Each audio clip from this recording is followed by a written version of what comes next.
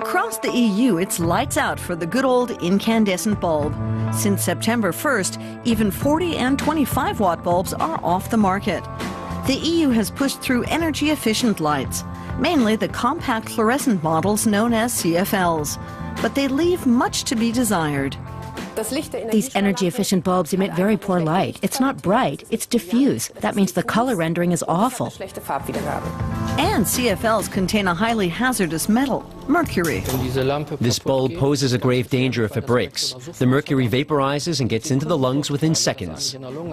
Critics warn they even emit toxic substances in normal use. If a simple instrument like this can register poisons and contaminants emitted from these bulbs, that means there's a serious problem. It indicates the presence of hazardous toxins. It's universally agreed that the new bulbs use less electricity and last longer. But critics say consumers and the environment will pay a high price for these benefits.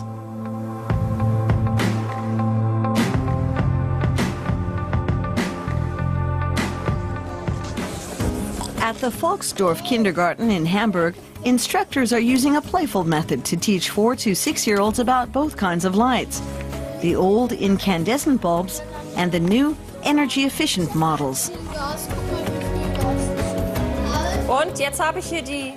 And this is the new model. Of course, it looks different than the bulbs you've drawn. There's the spiral version and the tubular shapes. You probably see them in light fixtures at home, don't you? My mom doesn't buy them because when you turn them on, it always takes a while. And by the time it's lit up, you've already washed and dried your hands, and you're out of the bathroom. Silke Stoltenberg wants to teach the children what to do in case one of the new bulbs shatters. So if this energy-efficient bulb drops, you have to leave the room immediately. So let's run a drill. Remember, there's poison inside. We're only practicing now, but if it drops and breaks, you have to run for the door, okay? So I'll pretend to drop it. It breaks. And now you have to hurry outside. The official recommendation from the Federal Environment Agency is to evacuate for 15 minutes. Leave the windows open, turn off the heat. To find out if those precautions are justified, we turn to an independent laboratory that analyzes environmentally hazardous materials, including mercury. And the researchers take all precautions for our test. Here's a protective mask. Just pull it over your head. Laboratory head Gary Turner says there's only one sensible reaction when a CFL bulb shatters. You should get away as quickly as possible. It could enter your bloodstream through the lungs and from there enter the brain, or through the olfactory nerves directly into the nervous system. That's why we take these safety precautions. The measures include a fume hood, breathing masks, and gloves. As soon as the glass breaks, an invisible cloud of mercury is released from the bulb. We can see the electronic components. Turner is highly critical of the use of mercury in this kind of product. Every encounter with mercury makes you a bit more stupid and lowers your IQ. It is a highly dangerous nerve poison and can also affect many other organs and the immune system. There should be a zero-tolerance policy for mercury. We must do all we can to institute a worldwide ban against mining, production, and distribution. Environmental medical specialist Joachim Mutter has worked for years with patients suffering from mercury poisoning. He's regularly asked to testify in civil court cases. Recently, he encountered a youngster who suffered severe injury after a low-energy bulb shattered. The boy was already ill at the time, and the parents had no idea just how dangerous the mercury cloud was. They didn't air out the room and the shards were thrown in the garbage. The child then slept in his bedroom. Within the first week, he developed a skin rash. By week 2, he began losing hair. He developed severe diarrhea and a visible case of the shakes. He showed what I describe as autistic tics. He was withdrawn, lost interest, and was constantly tired. He slept all the time and was lethargic. Nothing like the boy he was before. After extensive therapy, he's slowly regaining his health and vitality.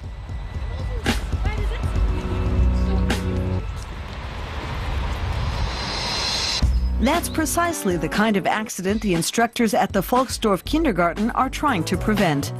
Silke Stoltenberg uses a demonstration bulb to show the children how to safely dispose of them in accordance with the government's environmental guidelines. Ich sammle das jetzt hier mit Pappe auf. I use cardboard to gather all the pieces and put them in here. Your mom and dad can do that too. I collect the big pieces in the cardboard and use tape to gather the rest. Then I press down on it to get every little piece. We're not allowed to use a vacuum, and a broom isn't advised because it would only spread the mercury all around. Then I take off the gloves and dispose of them too. There might be hazardous material clinging to them. So, now I shut the lid tight and we'll recycle it. Light bulbs filled with toxic metal. Not what most people would call progress. We visit a lighting designer in Hamburg. Katja Winkelmann is an engineer and knows a thing or two about the business. The problem with this form of technology is that it simply doesn't work without mercury. That's true of all bulbs of this sort, and that includes these tubular models, the fluorescent lights. It's the same for the compact CFL bulbs, the energy-efficient bulbs. None of these can function without mercury. That's simply based on the technology in use. EU guidelines allow up to 5 milligrams of mercury per bulb. That's about the size of the head of a pin. In addition, the base is filled with complex electronics, with up to 30 individual parts made of silicon, phosphorus, or aluminum.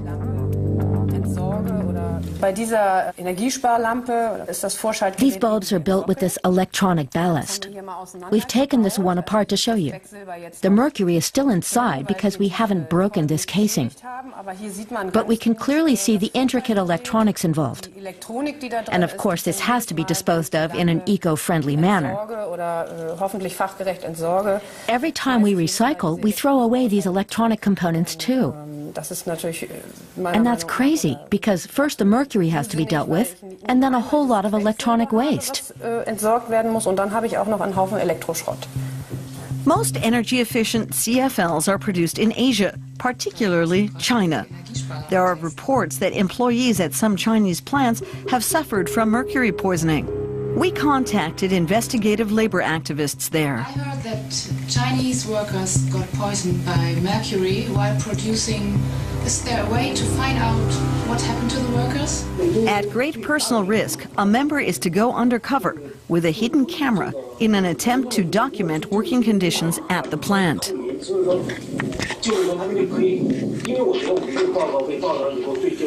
We're willing to take the risk. If we can prove the rumors are true, perhaps we can force a change in labor conditions at those facilities. Gary Turner has begun a new test with 6 CFL models produced by 5 different manufacturers. He's studying whether intact energy-efficient bulbs might also pose health risks. Once the lamps are on, the surrounding air is collected, chemically bonded, and analyzed. This is an extract from the air sample that we've sucked into the tube.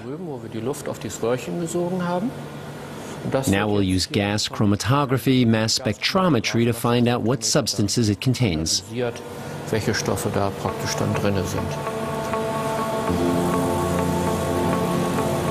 This method reveals that there are various substances. They're all volatile organic compounds. We've even found measurable traces of the toxin phenol. What's the problem with phenol? Phenol is carcinogenic and is considered a health hazard. We also found tetrahydrofuran, which may also cause cancer. There are others as well. Alkylbenzenes, which can damage the nervous system and are toxic to the liver, and so on. The worst thing is that you have an entire cocktail of substances linked with various health risks. That is a particular concern. But Germany's Environment Agency says the concentration of emissions is not high enough to be a significant health risk. We consult Wolfgang Mees, a recognized authority in building biology and environmental analytics. We want to find out exactly how the toxins are emitted. Do they escape from the base or from the glass housing? We can give this simple instrument a try. It's a sampling probe, fairly insensitive and not very accurate. We can see whether the emissions are coming from these scratches that lead to the ballast, as I suspect, once the bulb has reached a certain temperature. Listen to that.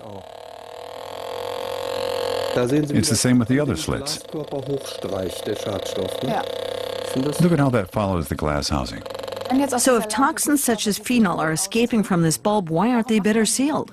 It must be possible from a manufacturing standpoint. You'll have to ask the producers. It's a necessity no matter how high the cost. We're talking about poisons that should not be allowed to escape. If such a simple instrument can detect poisons and contaminants emitted by CFLs, then we truly have a problem. I'm talking about biologically hazardous emissions. We ask manufacturers to comment. One of them responds. As a manufacturer of high-quality brands, Osram complies with all manufacturing standards and guidelines. In addition, we conduct internal and external inspections on a regular basis. Mace has also measured the amount of electrosmog produced by the CFLs.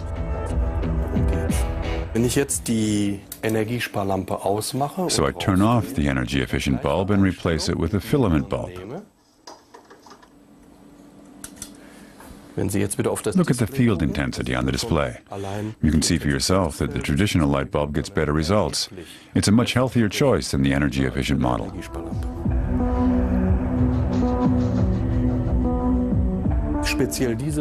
In particular, this lamp produces a field whose strength is 42 volts per meter. The limit for a computer workplace is just 1 volt per meter. That means that this bulb is 42 times more intense than a personal computer is allowed to be. We found CFLs that produce over 70 volts per meter, 70 times higher than a PC. What kind of health problems could arise if I sit too close to an energy-efficient lamp, for instance, at a desk? From a biological standpoint, there's dangerous electromagnetic exposure to your head, your body, your entire work environment. That can lead to neurological and hormonal problems and to cell damage. These are all things that can be triggered by high electromagnetic field intensity.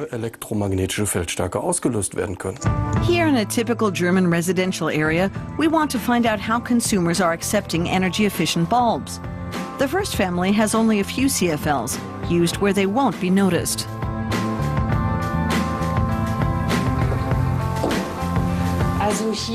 We use normal bulbs here in the living room. The CFLs are so ugly they destroy the look of our chandelier. Family number 2 has designer lighting with the appropriate bulbs. Halogen bulbs? We use mostly floodlights. The one exception is the fluorescent tube in the kitchen. I installed it over the sink. The family has decided to install energy-saving bulbs only in certain areas. We replaced the bulbs on this ceiling lamp. The CFLs make sense because this lamp is on for lengthy periods. Family number 3 has just moved into a new house and has bought new furnishings. Most of the lamps have CFLs.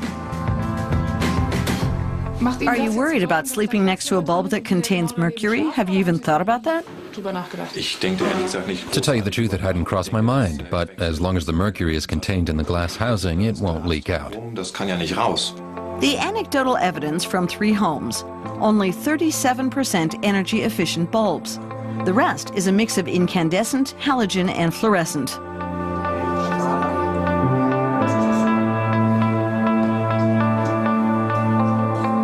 Family number 4 was initially excited about the prospect of saving energy and costs. The enthusiasm didn't last long. This is my collection of energy-efficient bulbs. I tried them all, and we didn't like them. So they all ended up in the basement. This is our supply of incandescent bulbs for use around the house. They just don't produce the kind of light we want. We can't use dimmers, and we've been reading about the dangers as well. They're supposed to be environmentally friendly, and yet they contain mercury.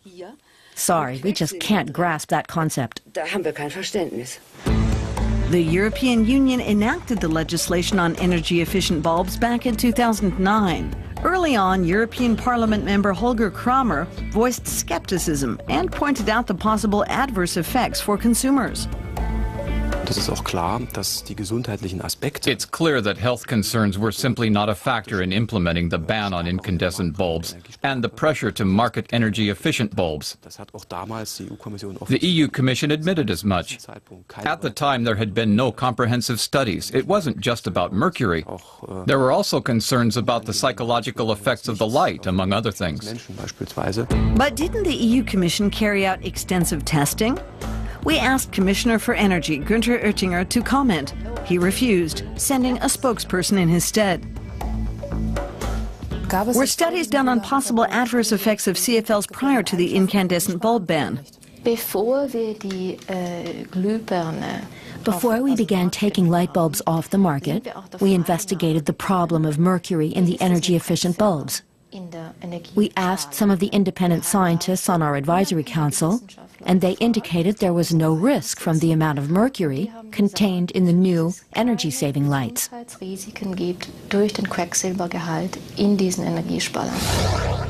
One day later, she sent a correction. In an email, she wrote that extensive test results were only submitted in 2010, long after the phase-out went into effect. In a 2009 study, researchers looked at just 5 different CFLs. That was the minimum requirement.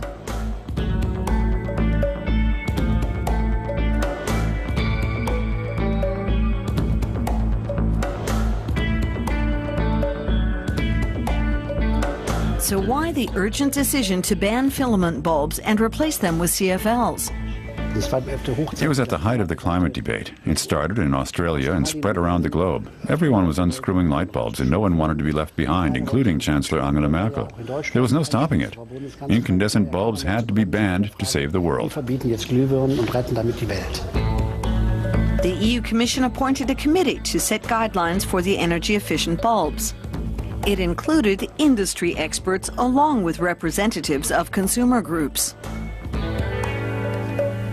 Why were producers such as Philips and Osram at the table? It's all about who knows whom, the buddy system.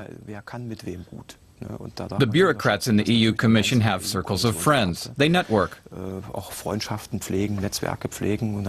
when it comes to a decision on some issue, they invite those who might be affected by it to meet. And it has to be clear that environmental concerns aren't necessarily the highest priority. Rather, these decisions are heavily influenced by the respective business interests. There's no profit in the incandescent bulb, perhaps just a few cents. The profit margin is much higher for CFLs. That's why business interests trumped environmental concerns in coming to this decision. Proponents point out that the energy-efficient lamps truly do save electricity and have a much longer lifespan. But is that truly the case? In Frankfurt, we visit the offices of popular German consumer magazine Ökotest. It's done extensive research into CFLs. Editor-in-chief Jürgen Stelpflug and his team studied 16 different models to find out whether they live up to manufacturers' claims. Here they claim that this 11-watt CFL bulb can replace a 60-watt filament bulb. That's simply not enough. Our findings indicate you'd need at least 14 watts. But the CFLs also lose brightness quickly. So actually you'd need a 21-watt energy-efficient lamp to replace an old 60-watt bulb. And the lifespan? Yes, this is the lifespan. According to this, one low-energy bulb lasts longer than 8 traditional bulbs. The manufacturer is required to print this information on the packaging. It just doesn't add up. Yes, they're required to, but no officials check to see if it's true. But this laboratory in Wilhelmshaven does. Electrical engineer Wolfgang Hertha and the staff at the Prüfzentrum Technik have been testing lights for years, commissioned by consumer protection groups. That includes tests on the true lifespan of energy-saving lights. This room contains more than 100 lamps from 36 manufacturers. On average, they should burn between 8 and 10,000 hours. We're performing a longevity test here. We're at 7,000 hours, and 30% of them have burned out. That's a lot. In addition, we have a row where the lights are regularly turned off and on. It's rigged so that they're on for 1 minute and then off for 5. And the test runs around the clock. The first bulbs expired at the 3,000-hour mark. And you can tell by these dark spots that a lamp is about to burn out. In a bathroom, families turn the light on and off at least 10 times a day. So a CFL probably wouldn't last a year. We asked Germany's largest light bulb producer to explain the apparent discrepancy. Osram answered by email. We are Germany's only manufacturer to guarantee our energy-efficient bulbs. This guarantee also applies particularly to the lifespan.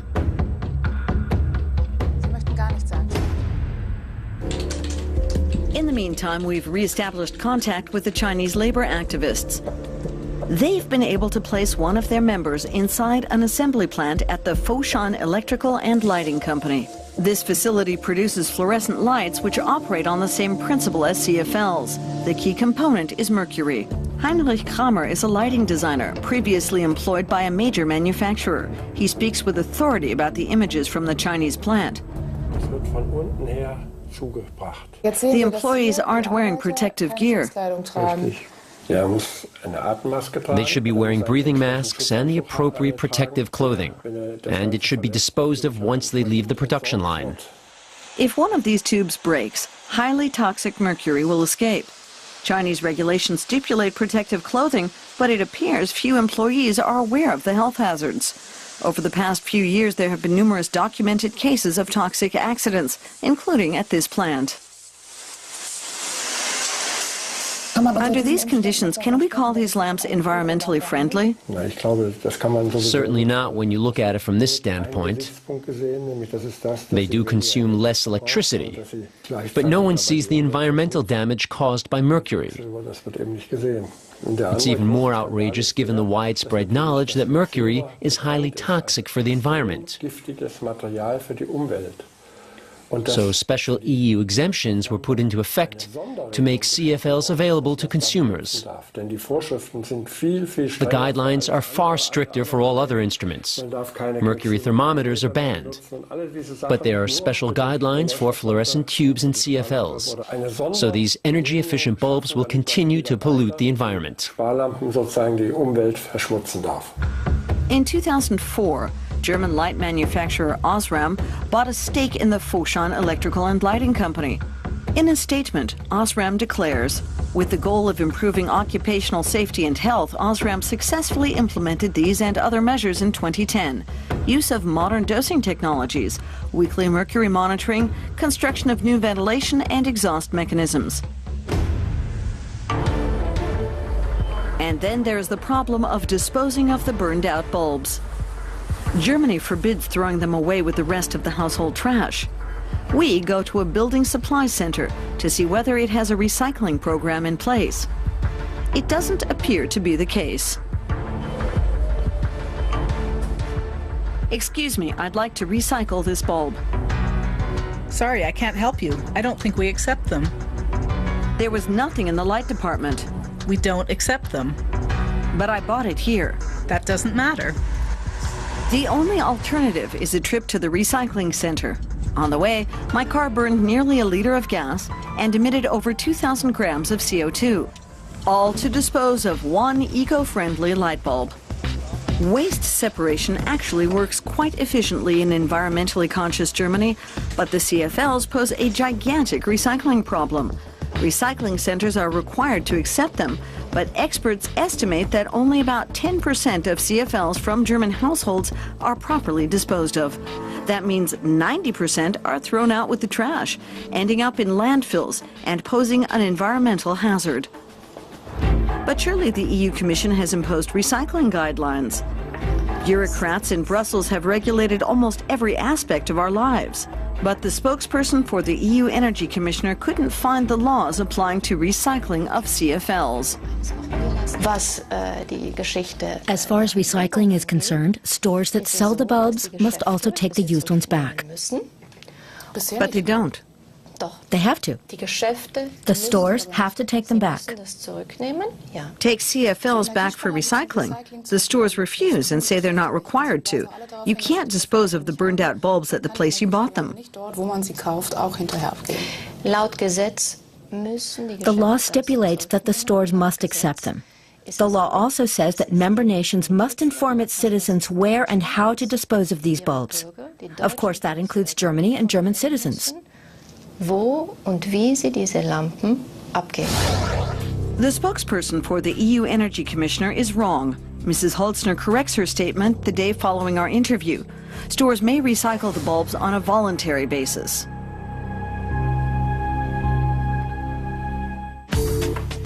Light designers are developing bulbs that work without mercury. At the Unilever House in Hamburg, LEDs and natural lighting are part of a progressive energy-efficient concept. It's an expensive solution. At a cost of 30 to 40 euros per bulb, LEDs are beyond the price range of many families, but they do last up to 5 times longer than CFLs. These LEDs are a very effective and energy-efficient way of generating light. The major advantage is that LEDs emit maximum light at the flip of a switch. That's my major complaint with CFLs. You can fall down the stairs because there's no light. LEDs solve that problem. They're a good alternative. But if LEDs are too expensive and CFLs too dangerous, there's little choice left.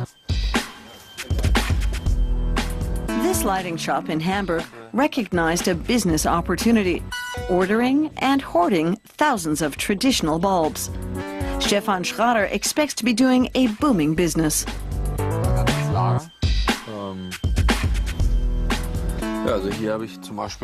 Look at this bulb, it's beautiful. I have about 1,000 in this style. And how many bulbs in all? 1 or 2 million at least. On September 1st, Europe bade farewell to the incandescent bulb. Consumers have stocked up, and demand for CFLs is moderate at best. A potentially toxic product that simply doesn't live up to the hype.